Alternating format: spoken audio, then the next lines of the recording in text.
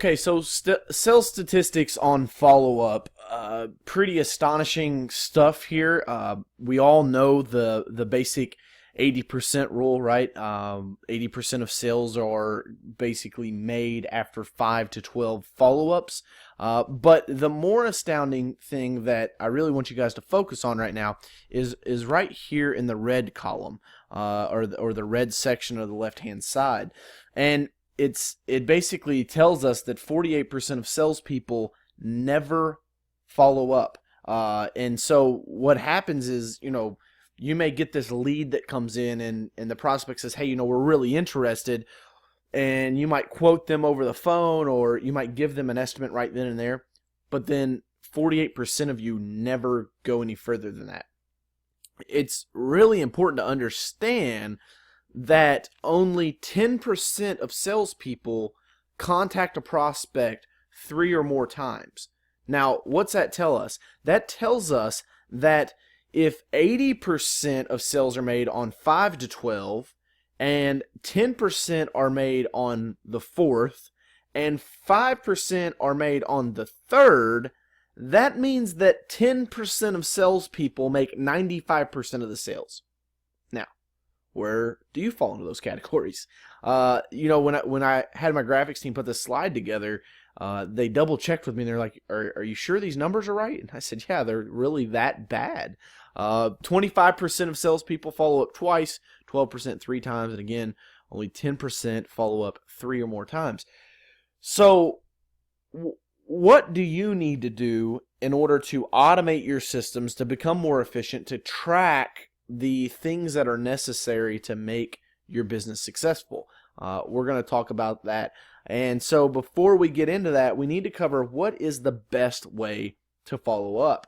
I did a Periscope on this the other day, that most people think sending an email, okay? Sending an email is the worst way to follow up. It's the least effective way to follow up because it can be easily ignored, okay?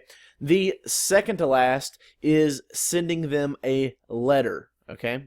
Third to last is showing up in person, because showing up in person without an appointment is not only rude, but it shows that you don't care about your time and you don't respect your prospect's time. That's what kills me when people try to show up and have a meeting.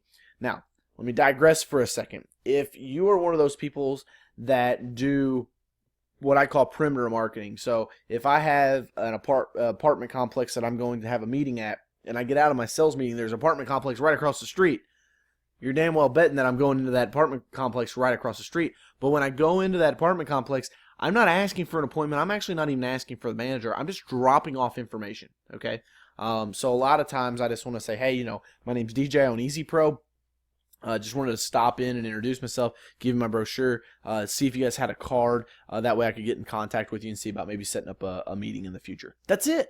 I'm not scheduling a demo. I'm not trying to talk to anybody. I don't want to sit down. I don't want a cookie. I don't want your water. I don't need anything. I just want to introduce myself. And so make sure that you guys are doing that when you do your perimeter marketing, that it's only to introduce yourself, and that is it.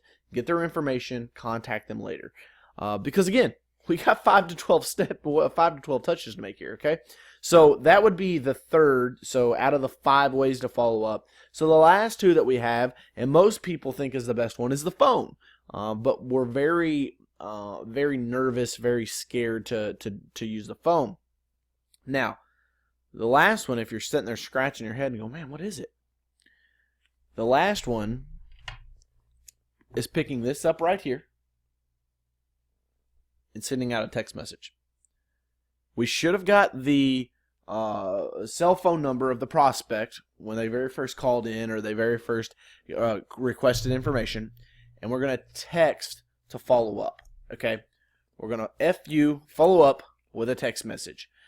This is by far the most effective way to follow up. And a funny story actually just happened today, the day I'm recording this video.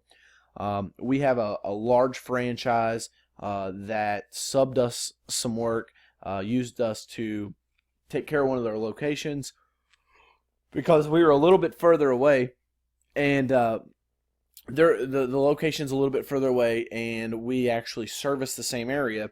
So we were like, hey, no problem. Well, they owe us like $700 and some odd. I met with my operations manager today and looked at collection or accounts receivables, and she goes, yeah, I've sent him emails, I've left him voicemails. I said, did you send him a text message? No, I kid you not. She sends him a text message, and within 5 minutes we get a text message back. Hey, no problem. Here's my credit card information. I'd like to pay that in full. I promise you guys, this stuff works. I use it day in and day out. I'm not blowing smoke with you, okay? So if you remember the last segment, we talked about VIPs and non-VIPs, and with non-VIPs, we don't want to spend any of our time on them, so we want to automate a system, and that's what we're going to cover right here, okay? Automate when possible. MailChimp, this is Coach Carroll's best friend. This little guy here on the left-hand side of the screen, this is my best friend because you have to understand that MailChimp allows me to buy back time. My MailChimp account costs me about $75 a month. And it's because we got an email list of a little over, I'm going to say right at about 11,000 people. So what it allows me to do is buy back time. And what happens is I never have to follow up with a non-VIP customer.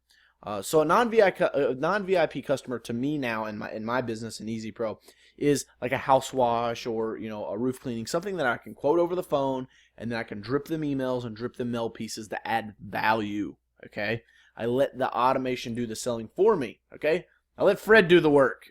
Fred the monkey here. I don't know if that's his name, but that's what we're going to call him. We're going to call him Fred. And so when Fred does the work, I can pay Fred like $75 a month, and DJ doesn't have to do anything. So for that, I love Fred. He allows me to buy back time.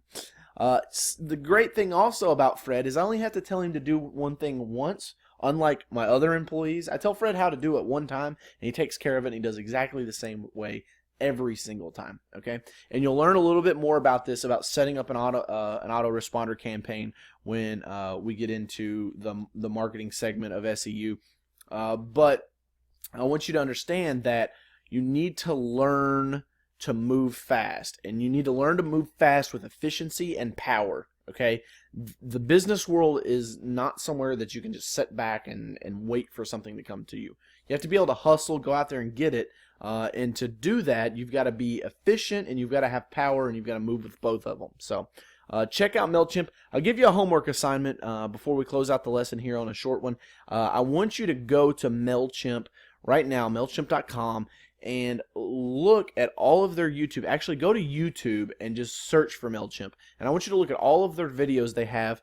It's pretty amazing the number of videos they have on YouTube there about MailChimp. And if you guys go and check that out, you'll learn a lot. And then also when the marketing segment opens up for you here in a couple of weeks, then you'll be able to review it there as well. So with that being said, as always, wherever you're watching this, hope it finds you doing well. And here's to your success. Remember, if you have any questions, just shoot me an email, dj@coachcarroll.com.